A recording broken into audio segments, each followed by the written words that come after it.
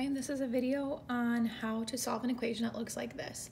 9 equals 3x squared plus 4x minus 6. So it's like any quadratic. In order to solve it, it must equal 0. So in order for this to be equal to 0, I'm going to subtract 9 from both sides because 9 minus 9 makes 0.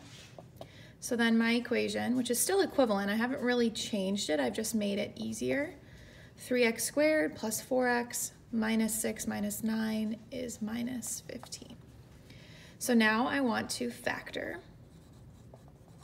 So you want to make your box and your x. Then I know that 3x squared goes here.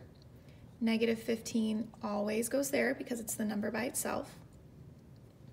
So I know that I need two numbers that add up to 4x and also multiply to be the same as this diagonal. So that would be negative 45x squared, because 3x squared times negative 15 is negative 45x squared. So two numbers that add to a positive and multiply to a negative, one is going to have to be negative and one is going to have to be positive, right? So let's write out some factors of 45. 1 and 45, negative 45 and positive 1. 2 doesn't go into it, 3 does, right? Negative 3 and positive 15, negative 15 and positive 3.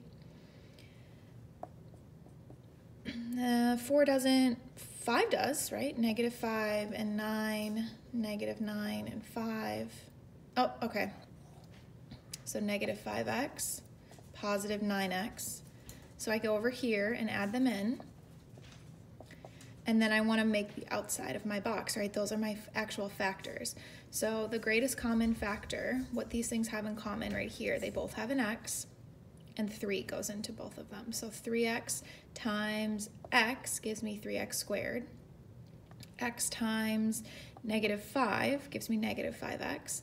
And 3x times 3 gives me 9x. And then you want to use that last box to check your work. So 3 times negative 5 is negative 15. So then my factored form looks like this. 3x minus 5 times x plus 3. And this is when you want to use the zero product property, which says if two things multiply to equal 0, one of them has to equal 0. So that's what lets me do this. Make two little equations, 3x minus 5 equals 0 and x plus 3 equals 0. So I'm going to solve those. I'm going to add 5 to both sides and divide by 3. So one of my solutions is 5/3. Now you can actually find